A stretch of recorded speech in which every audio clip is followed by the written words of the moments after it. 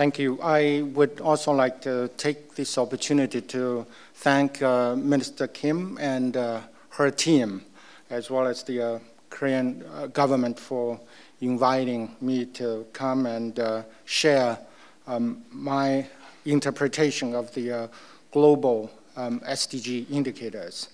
It's an honor. What I am going to talk about is to focus on, to explain some of the key features of the global SDG indicators, but trying to emphasize the possible implications for developing SDG indicators in the Korean context, in the national context.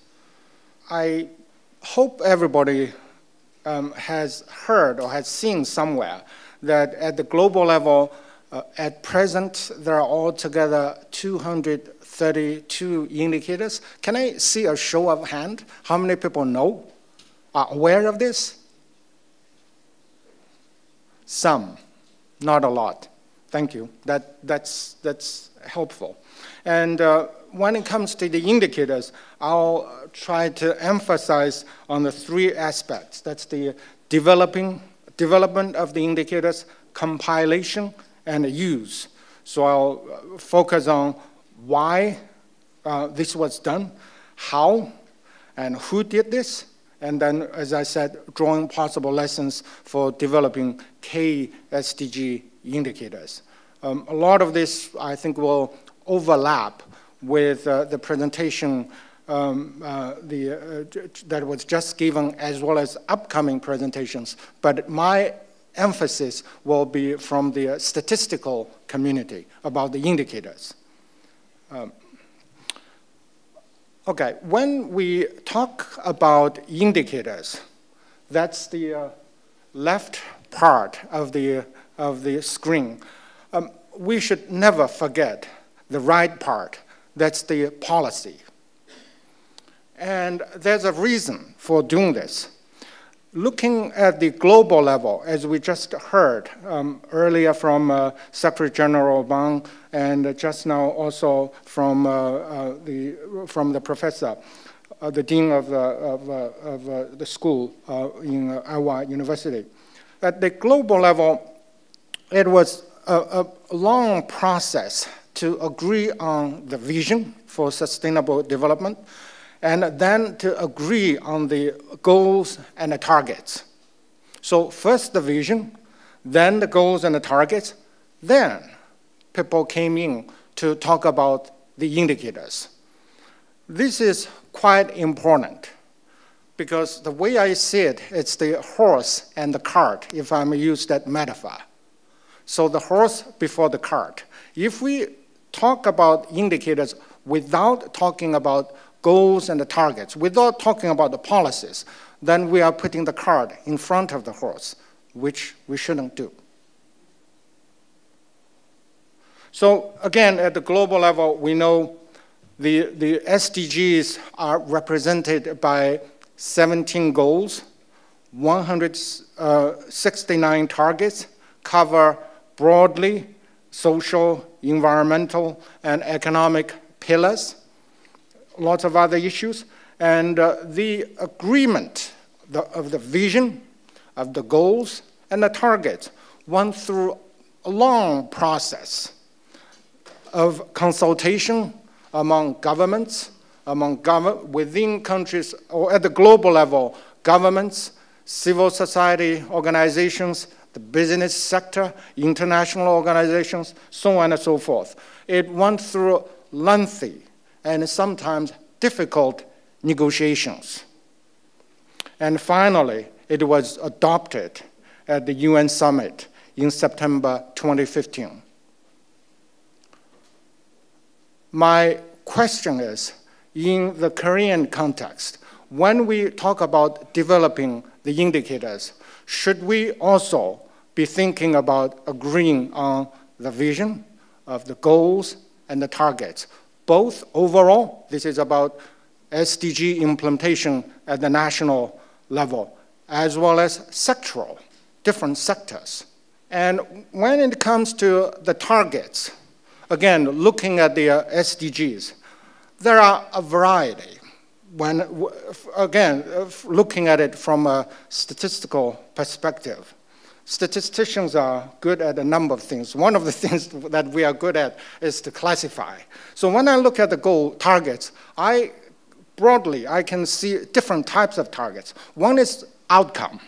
Looking at goal 1 example. Goal 1 is about eradicating poverty. So target 1.1 is about eradicating extreme poverty. And the target is specifically about income. Then look at another target, target 1.b. It's the way I see it, it's more about processes or inputs that would lead to the outcome. So this is about creating sound policy frameworks at various levels. So there are different types of targets. Again, targets should be relevant to the national development priorities, and this should be that. There's a long list of criteria. Since we have lots of policy experts in the room, I won't go into detail, but I wanted to highlight one aspect of target setting from a statistical viewpoint. Now, when you develop the targets at the national level, if you take care of this one requirement called SMART, that's specific, measurable, agreed upon, realistic, time-bound, if you can do this, it would make the statistician's job much easier, and would make your job much easier later on. Now, actually, if I use this ruler to measure the global targets, I would say not all of them meet the criteria. Not all of them are measurable. Not all of them are time-bound, for instance. This makes it difficult later on when you talk about monitoring, because monitoring is about progress. Unless it's time-bound, unless it's specific, it would be very difficult for you to measure progress. Let me give you an example. Let's look at, I pulled out 3, just looking at the targets. 1.1, so by 2030, eradicate extreme poverty for all people everywhere, currently measured as people living on less than $1.25 a day. So this is time-bound. This is very specific. Eradicate extreme poverty for all people. It means by 2030, from a statistician's viewpoint, the poverty rate measured by this $1.25 a day should be 0. It's easy, it's clear, it's specific, it's time-bound. 1.5, by 2030, build the resilience of the poor and those in vulnerable situations and reduce their exposure and vulnerability to climate-related extreme events and other economic, social, and environmental shocks and disasters. Time-bound, yes. Agreed upon, yes. Realistic, I'll leave it to the policy specialists to comment. Measurable, not. Specific, not. How are we going to know whether we would be able to measure or we would be achieving this target or not? It's not specific. Measurable, I'll comment later on, it shouldn't be a big problem. But I think being specific would be if you are not, because you are going to deal with it. It would become a headache later on. Let's look at 1.b. Create sound policy frameworks at the national, regional, and international levels based on pro-poor and gender-sensitive development strategies to support accelerated investment in poverty eradication actions. Time-bound? No. Realistic? Again, I leave it up to you. Agreed upon? Yes, I would say in this case. Measurable? No. Specific? No. What is it? Sound policy framework. Create, probably yes and no, whether you have one or not. Sound policy framework, what would be? It's not specific here. So again, this is not a criticism of the global targets. I would actually compliment that because of, you need to get agreement among so many players at the global level. Actually, it was remarkable to get goals and targets like this agreed upon at the global level. This is, as Secretary General Bang pointed out, this is a first in humankind. So that was remarkable. And I think all of the international community should congratulate ourselves for this marvelous achievement. But technical side, I think that was, I would say, probably somewhat a sacrifice. Now, at the national level, when the Korean government takes this up, talking about mainstreaming, we are aware, I understand it may not be that easy, but this is something perhaps at the national level, things can be done better. Okay, I'll just quickly go on to then talk about the indicators. So I'll talk about three things: development, compilation, and use. I'm running out of time, I'll be quick. So at the global level, once the goals and the targets were agreed upon, the rest of the job was left to the statisticians. That was, I think, a quite reasonable process.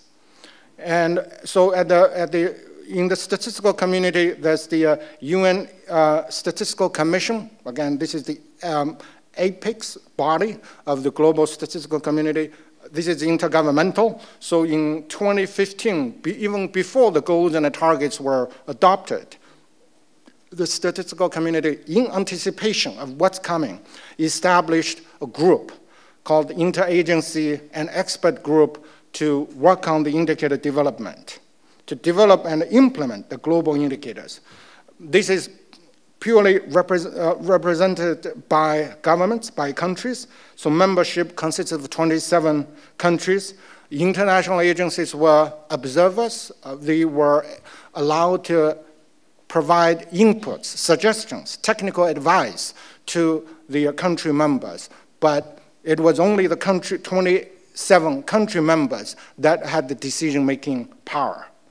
So at the Asia-Pacific level, at present, there are 6 countries that are represented. That's China, representing North and Northeast Asia, India, representing South Asia, Tajikistan, Central Asia, Philippines, Southeast Asia, Pacific. Even though it's the small population, but it's a large number of countries, 18 altogether are represented by Fiji and Samoa. So this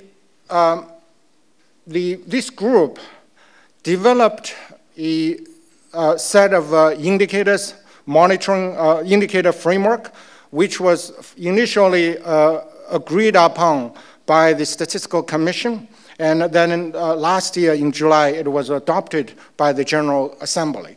Thinking about the process, again, that's the process, that's the experts develop the indicators. It was technical job. Then it was adopted by the government statisticians. Then it was adopted at policy level by the General Assembly. This is quite important. This is a detail, but a quite important detail. It means that when it goes through the technical group, it probably should have gone through all the technical check boxes. So they are technically sound. It was adopted by the General Assembly because ultimately the indicators should be owned and used by the policymakers. It shouldn't be owned only by the statisticians.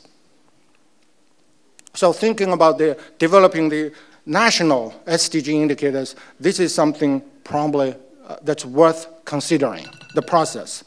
Okay, I'll quickly, if I'm given like 2-3 minutes, I'll finish it.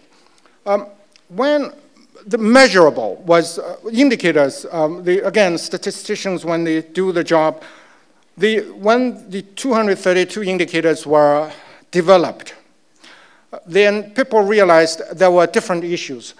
Broadly speaking, the indicators could be divided into 3 groups by using 2 criteria. One is, are there measurement standards at present? Yes or no? Second is, do most countries currently produce the data? Broadly speaking, then the 3 things. One is the indicators for which there are global definitions, measurement standards, and most countries produce the data. That's called Tier 1. There are 93 indicators that belong to the category. Second is that there are global agreements on measurement standards, but many countries don't yet produce the data, like violence against women. 66. And then the third is there are no agreement on measurement standards. People don't know how to measure them. There are indicators. It's a large chunk, 68.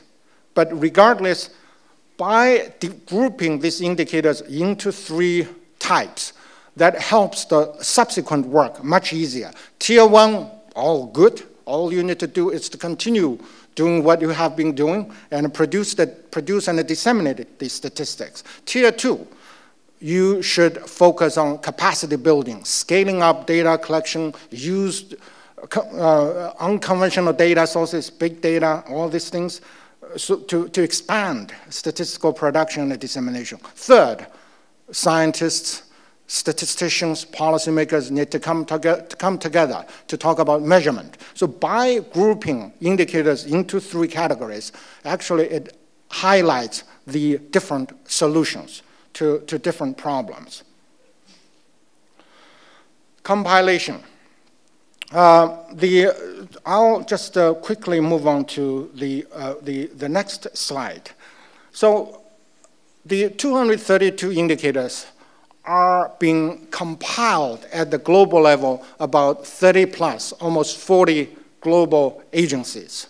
So they take data mostly from countries using global standards, compile the data into what's called the international indicators. Then all the indicators are put together in the SDG database hosted by the UN Statistical Division.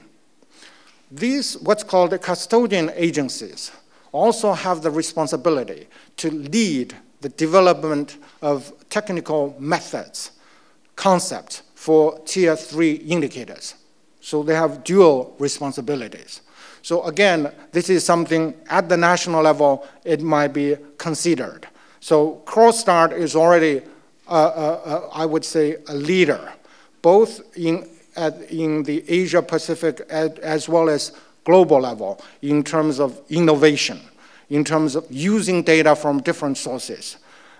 So this is something that CrossStart probably can play a leading role, but with the support of the various other ministries, because other ministries have statistical units. But more importantly, they should be given the authority to coordinate the data collection and indicator compilation.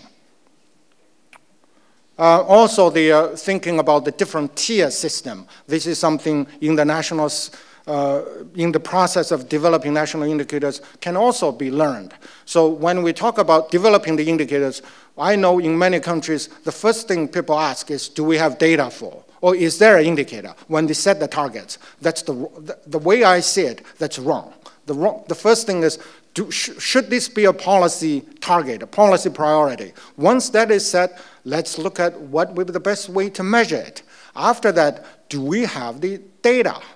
Or is there an agreed definition of that indicator? So doing these things one by one in a sequential way. I think this is something the global process can help the national process. Quickly, also talking about capacity building, the UN Statistical Commission set up 2 groups. One is the indicator development, the other is called the high-level group for partnership, coordination, capacity building, for statistics long term, but this group focuses on capacity building, and one thing that it does, or try to get political support, is organize a World Data Forum once every 2 years. Okay, the final thing I'll talk about is use, because after all, the indicators are for monitoring, for assessing progress. I would like to point out that the UN resolution about the global SDG indicators, while agreeing on the vision, goals, and the targets, actually it also specified what's called the follow-up and a review process. Emphasized the set of principles, and emphasize the role of indicators, evidence, all these things, different levels. It's a national voluntary review, but this is only one. Other types of review, regional, sub-regional. At the regional level, this is the Asia-Pacific Forum for Sustainable Development, happens once a year. The next one will be next week in Bangkok. Also at the global level, that's the high-level political forum. I won't go into the detail. I wanted to say that at the global level, the progress assessment, there are multiple channels. One is a statistical report that's prepared by an interagency group. It's annual, using regional aggregates. There's also a policy assessment. And we also just heard there's a report that's been prepared by the scientific community. So at the national level, this is something that could also be considered. In addition, at the global level, in addition to the overall, there's also sectoral progress report. I know UNESCO, UNICEF, WHO, ILO, the International Labor Organizations, all are considering or actually doing sectoral SDG progress report. Again, this is something at the national level that can be considered. Ministry of Education, Ministry of Health, Ministry of Labor, because their mandates, their policy, usually policies are broader than what's contained in the SDG. I think I'll stop there. Again, thank you.